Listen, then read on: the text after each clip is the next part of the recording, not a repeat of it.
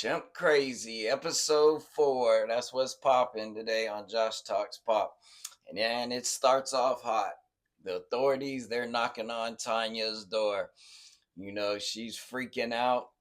Her little plan to flee to Mexico with Tonka, it's going flashing right through her eyes. It's going bye-bye. And she knows there's a snitch. She's on the phone with the director, like someone's, snitched me out. Well, not in that phone call, but later on, Tanya figures out they were the snitch. The film crews were the snitches.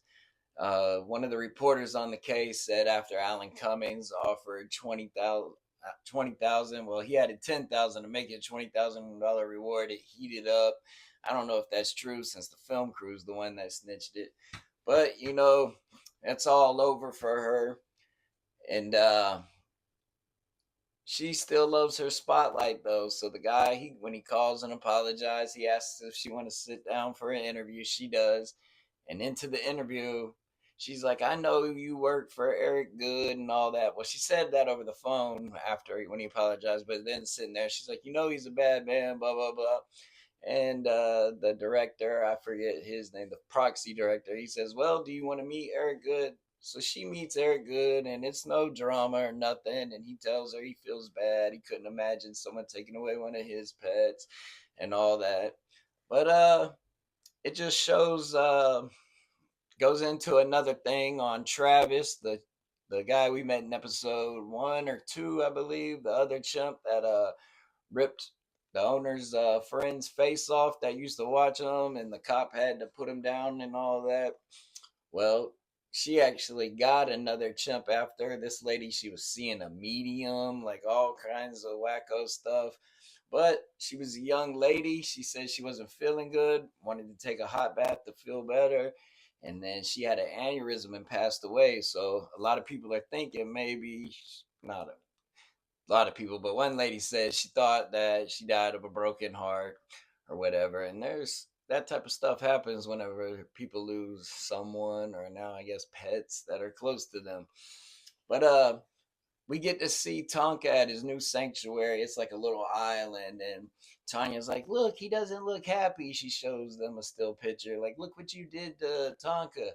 But they bring Alan Cummings to go see Tonka, and that's the footage we see. And I'm not gonna say he looked overly joyed or anything, but he didn't look sad. He looked like a normal chimp in his 40s.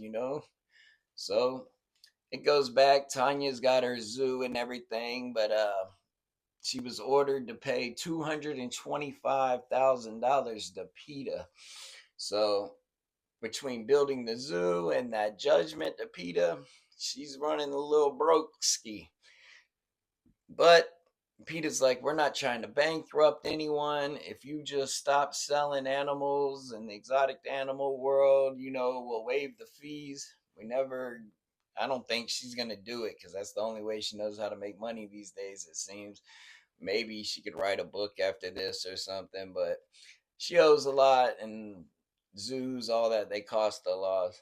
But at the end, the spotlight finds her again because guess what happens to Tanya? She goes ahead and now she goes to a friend's, and she's now a victim of a chimp attack. It took off her ear. She said there were bites on her legs, but she was wearing pants. We didn't get to see that. I'll go ahead and take her word for it. Not really, really. But she had her arm in a sling. She said it was dislocated.